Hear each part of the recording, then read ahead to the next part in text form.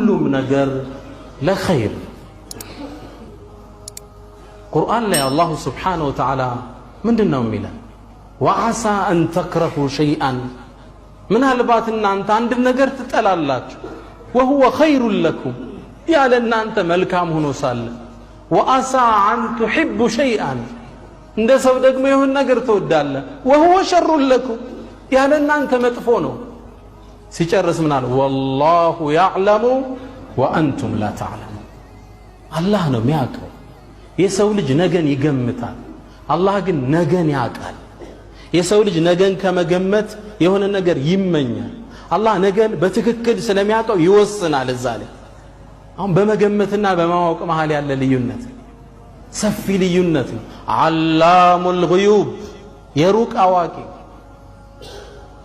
ፍጥረት ዓለሙን ከመፍጠሩ በፊት ኃያሉ አላህ ከ50 ሺህ ዓመት በፊት ነው ምድር ላይ ምን ይከሰታል ደርቋል። ጀፈል ቀለም ተጽፎ ተቀምጧል ለውሃል መሕፉዝ ላይ ምድር ላይ ምን ይከሰታል ያ ነው እየተተረከ ያለው። ያ አንተ ላይ ተጽዕኖ ያመጣል ማለት አይደለም፣ ግን ምን እንደሚሆን ቀድሞ አውቆታል፣ አስፍሮታል። እንዲህ ሰጠዋለሁ፣ እንዲህ ይሄዳል፣ እንዲህ ይሆናል፣ ተዘግቧል፣ አለቀ።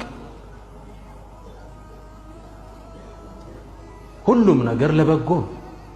የሙእሚኖች መርህ ቃል ምንድናት? ማ ፈዓለሁ ልጀሊል ፈሁወ ጀሚል። ጀሊል አላህ ያደረገው ነገር ሁሉ መልካም።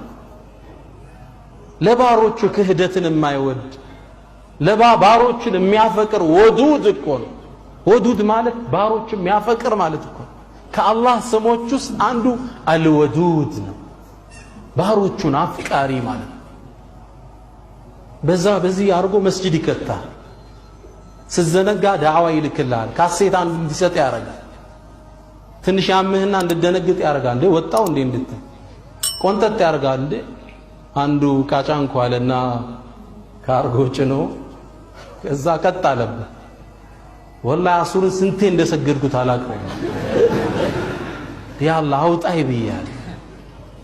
መመለሻና ናግባ አይለቀህም። እዝጅ መስመር ትዛ ስለሚወድህ ነው። ልጅ እምቢ ያለ ሽሩፕ ታጠጣው እያለቀሰ መርፌ ታስወጋው